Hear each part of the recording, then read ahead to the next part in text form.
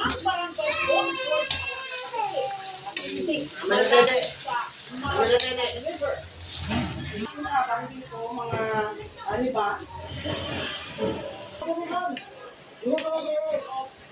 Inisang at binaha ang maraming taniman at kabahayan. Ano na guys, so ang suba, nabigtas, ang area, ang dami buhangin, na sobrang Ang pamunuan ng barangay, gumawa ng paraan para mas lalong tumibay ang mga aboro.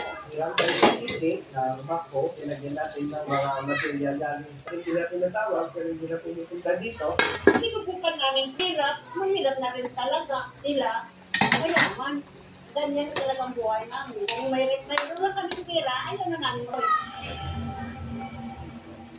Kung ang ibang distrito, nakarampot o halos walang budget ang mga proyekto sa ibang lugar distrito ng Ilocos Norte, kung saan ang tumatayong congressman naman sa kanya ang latest first district na distrito naman ng pinsa ng Pangulo. Ang report ang siyang bagong anyo ng Court Barrel.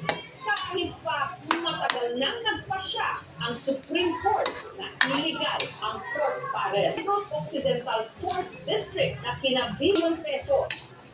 Depensa ng dating DPWH Secretary Manuel Bunoan at UH Undersecretary Cathy Cabron, meron sinalo siya ni Carlos P. Garcia. Balak din niya raw sanang tumakbo ulit ang pagka-presidente noong 1965.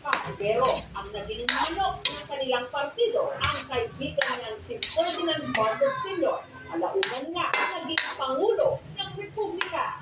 Si Senator Limpuya, siya po ang huling Senate President bago i-proclaim ang martial law. 1967 to 1970.